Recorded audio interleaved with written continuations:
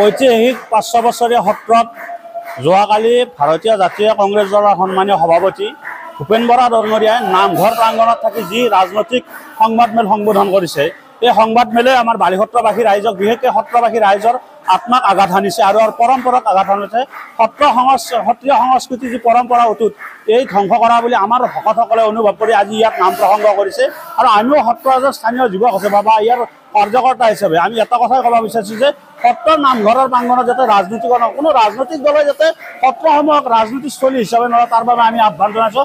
আৰু যিহেতু ভূপেন বৰা ডাঙৰীয়া এগৰাকী ধাৰ্মিক কথা কোৱা আমি দেখিছোঁ প্ৰায়, গতিকে তেখেতে এনেকুৱা ঠাইত এনেকুৱা মন্তব্য কৰাটো অত্যন্ত গৰিহণাৰ যোগ্য। গতিকে তেখেতকো আমি আহ্বান জনাইছোঁ যে সত্ৰসমূহত গৈ কেৱল ধৰ্মৰ কথা কওক, আধ্যাত্মিকতাৰ কথা কওক, ধৰ্মৰ লগত বিলীন হৈ আপোনালোকে ৰাজনীতি কৰক। সত্ৰৰ বাহিৰত আপোনালোকে ৰাজনীতি কৰক, তাত আমাৰ ক'বলগীয়া নাই, কিন্তু সত্ৰৰ ভিতৰত থকা যাতে ৰাজনীতি কৰে, নামঘৰত যাতে ৰাজনীতি কৰে, তাৰ বাবে আজিৰ এই অনুষ্ঠানটোৰ জৰিয়তে আমি যিসকল ভকতে ইয়াত অনুষ্ঠান কৰিছে তেখেতৰ এই অনুষ্ঠানত অংশগ্ৰহণ কৰি এই কথাটো আমি ক'ব বিচাৰিছোঁ। এইখন সত্ৰ ৫০০ বছৰীয়া সত্ৰ গুৰুজনাৰ দৃষ্টিয়ে আছিল। ইয়াত গীতা মদভাগৱতৰ চৰ্চা হওক, নৱবৈষ্ণৱ ধৰ্মৰ প্ৰচাৰ কৰা হওক, নৱবৈষ্ণৱ ধৰ্মৰ প্ৰচাৰ কৰা হওক, তেওঁৰ বৃদ্ধি কৰা হওক, গুৰুজনৰ আদৰ্শ আৰু মাৰ্গদৰ্শনে এই সত্ৰ প্ৰতিষ্ঠিত হৈ আহিছে বা সত্ৰ চলি আহিছে। আৰু এই ধৰণৰ গীতা ভাগৱত গীতা সদায় ইয়াত চলি থাকে।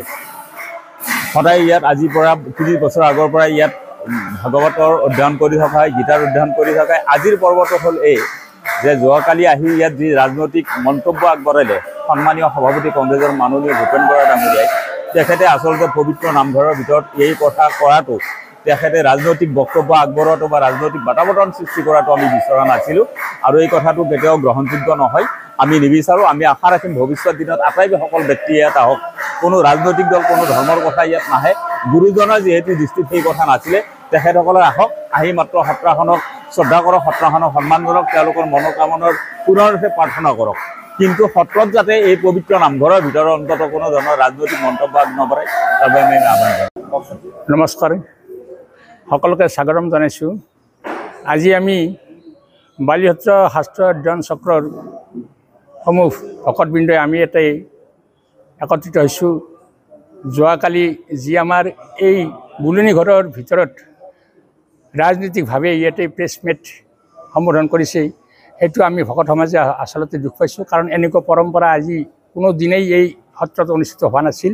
সকলোৱে আহক, মন্দিৰ দৰ্শন কৰক, তাৰে আহ্বান জনাইছোঁ।